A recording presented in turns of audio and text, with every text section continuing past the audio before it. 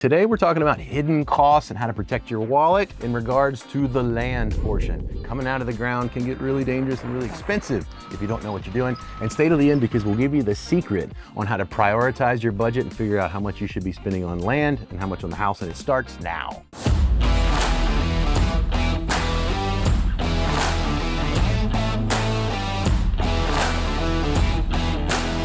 So we're going to talk about land today. It's kind of an important part about the building process. Jonathan, what are some of the things that, like right off the bat, that you think of that are pretty costly things that people don't consider? Many things with land. Yeah, my mentor TJ, who builds like hundreds of barndominiums a year, calls land the belly buster of every deal. All of the pitfalls, like 90% of the pitfalls with building and budget oopses, have to do with land. So the first one that comes to mind, and it's primarily the one that people miss the most easily, is clearing costs, right? Because you can drive by a lot. Yeah, you can drive somewhere and you're like, this is a beautiful lot. Like I can picture my house here, just get these pesky trees out of the way and stick the house right here. And we'll cut the driveway in 20 feet and we'll shade it behind the trees. And yeah, granted, anything is possible and it's all doable. But I mean, here locally, let's say you're building on a 1 acre lot and you want to clear 3/4 of an acre. Yeah. You're looking at $25,000 approximately, give or take, higher or lower, depending on the size of the trees and the density of the forestry, right? And so, and like there's the common wives' tale. People are going to ask like, oh, I can save some money and sell the trees for timber. And that's definitely, we just did our Mythbuster video, but that's definitely. That could have been a myth, yeah. Yes. For sure. Yeah, that really is not the case on smaller lots. You know, like maybe if you're clearing 20 plus acres, then you can connect with a timber company and like see if you can recoup some of the expense. You're never making money doing this stuff unless you're like, know what you're doing and you planted for timber. And the other thing is, you know, like your dad is famous for being like, this is a $10,000 tree. And we're like, I love you, Dad. yeah, it's really not. Maybe for a dude that carves couches and stuff out of mahogany, he might pay you, but it is easy, very easy to miss your number or to assume that your budget is not going to be what it probably is going to be on the clearing of the lot. Again, it's like $25,000 for like 3/4 of an acre to an acre. Yeah. If it's unanticipated, it's not fun. That's no fun. Kind of along that lines of like clearing. Okay, so most people that at least are building with us, they want to be offset the road, whether it's privacy or just you want to have a 200-foot driveway. 200-foot driveway costs money and it's not cheap, even if you're doing gravel. And so I do think that's something that people miss, especially when they're planning and imagining where they want their home to be. Really is a cost they need to consider. Yeah, it's very good. It's a very good point, because especially with our barndo clients, like a lot of these folks are building on 2, 5, 10, 15 acres. And so they want their house set like 500 feet off the road and they want to get it cleared and they want to plant trees along their driveway, like the classic picturesque farmhouse, right? I would want. That's what we're trying to do. Yeah, but it does cost money, right? Even if it's gravel. And then if it's concrete, just the concrete material alone and the labor involved can escalate like very quickly. Some rough numbers, don't hold us to this because this is just off the top of my head and every situation is different because grade can vary, blah, blah, blah. But our cost is like $1,500 for 100 feet of gravel, roughly speaking, for like a 20-foot wide gravel stretch or gravel run.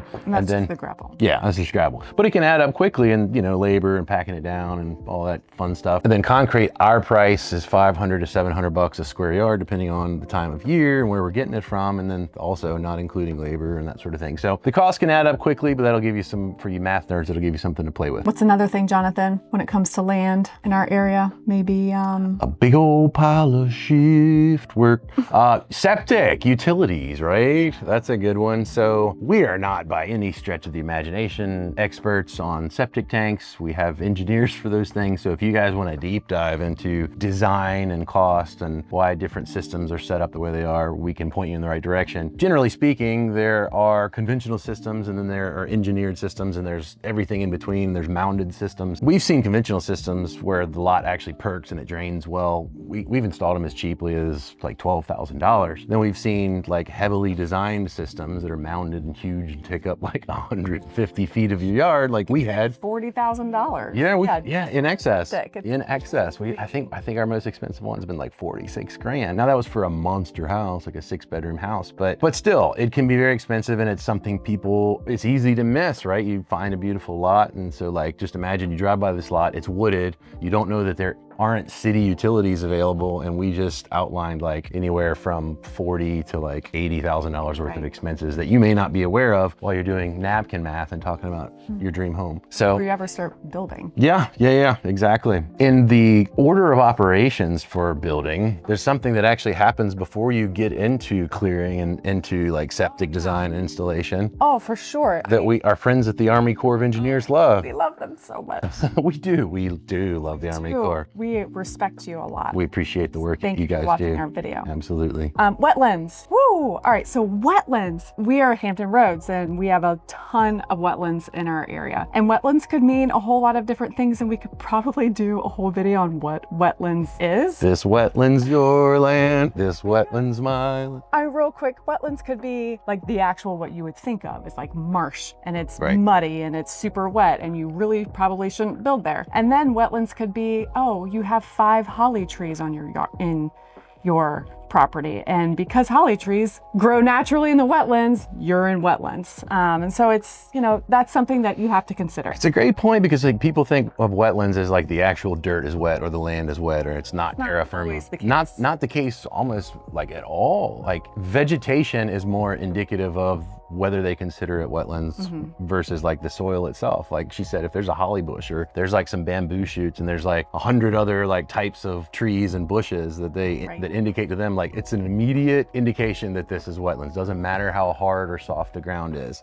If they see these types of vegetation, you are wetlands, and now you have to hire a soil engineer to go out and delineate the parts of the land that are wetlands versus those that are not wetlands. And depending on the size of the lot, par for the garden variety, par for the course, wetlands delineation is like $5,000. Soil engineers, not so cheap. So again, costs can add up quickly, and hopefully you know people, or builders that know people, so that we can mitigate and manage those costs as effectively as possible. And there's some cities in our area, or counties I should say, that actually they require you to have a wetlands delineation whether or not there's wetlands on there or not. Like even if they know there aren't wetlands, they're going to require it. It's just a part of their Gloucester just told you guys that, right? Yeah. They're like, pretty much anything out here, wetlands delineation, just assume it's going to have to happen. Exactly, yeah. Thank you, government. Easements and setbacks, those are fun. We won't deep dive into those, but you need to be very aware of, what kind of easements, how you access the land, if you have to create an easement, if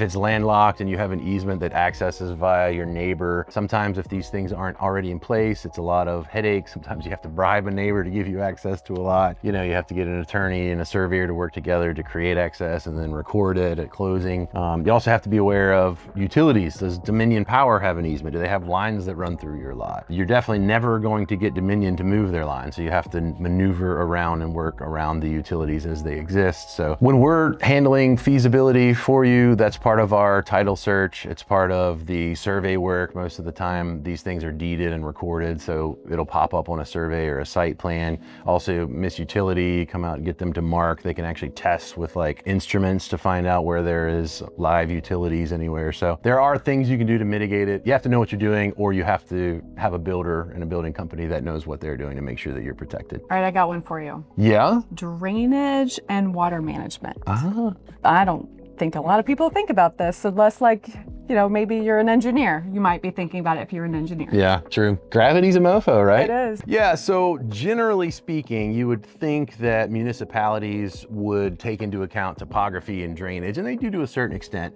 but really they only get involved in like a planned development where there's a lot of forethought and city engineers working in tandem with the builder. If it's a small subdivision or a spot lot, an infill lot where it's just one single lot kind of out by itself, the builder and the surveyor themselves have to take into account drainage, and it can be a bear. Like if you don't know what you're doing, we are developing 5 lots in Surry County right now, and it's basically like a soup bowl. Like the outer extremities of, it's a beautiful area, but the outer extremities kind of drain into these 5 lots that we're developing, which is not a problem as long as you know what you're doing. So we cut in some ditches and some French drains, and we took care, we spent I don't know, $30,000 last week cutting in ditches and installing French drains to make sure that the lot water runoff is proper and the grade is good and the grass will grow and people won't be walking around in a muddy field all day. So we didn't create Lake Japokes. Yeah, exactly. No.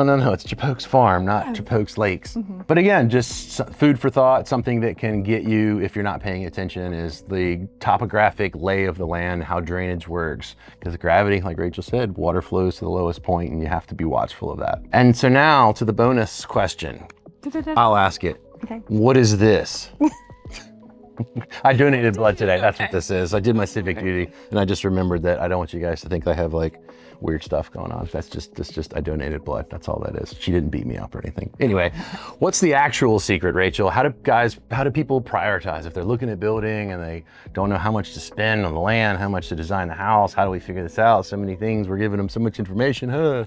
Overload. How do I spend my money? How do I invest my money properly? It's like a puzzle that you have to put together. But the way I like to approach it is basically one of two ways. Prioritize. What is your priority? Is it the house? Like, do you want to build your dream home and you don't care where it is? Let's decide which model or home you want to build, all the features that you want to put inside of it, get an actual cost to build, and then you know what you have in your budget for land. So you just kind of reverse engineer that. And then you can go the other way if the location is more important to you. You're going to look for that location, find that perfect spot. It's going to cost what it's going to cost. And then from there, you reverse engineer and you know what you have in a budget for your cost to build. Yeah, totally agree. And I think taking into account where you're at and like the arc of your career and financially is something to consider too. Like if you're a first-time home buyer or like first mover up, you're selling the first home you bought and you're building now, you can't build Rome in a day. You're not going to build Rome in a day. So take into account that house might be a 4 or 5, 6 year stepping stone. Like we've done that. Each house that we've built, we were there for a season. It worked for that season. And then we,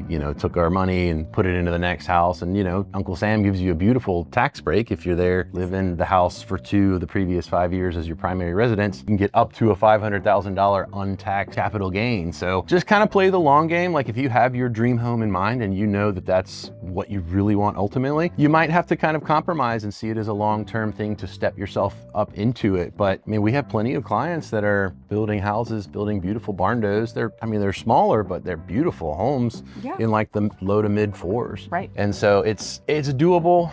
And I don't want people to get overwhelmed thinking like, I'll never get there. It's a process and it's a journey. And very rarely do people build their absolute forever dream home their first home. It's just rare. Maybe you guys like came out of medical school and you're making 900 grand a year and you're like the exception to the rule. For us, most like normal commoners, us peasants over here, we had to work our way into it. So kind of play the long game and know that you'll get there eventually, and might have to make some compromises, but you can build a beautiful home for as little as like $425 to $450 starting out new construction. And we have tons of happy clients that are getting involved at that price point. With that, I think that's everything, right? Yeah. That's it. Those are the pitfalls, things to think about. Yeah, it's a lot of information. If you have any comments or questions, please hit us up below. We'd love to directly respond to any thoughts that you have. Other than that, thanks for watching, and we will see you next week. 757 Building Company, building lasting relationships. Crafting forever homes. Talk soon. Bye, guys.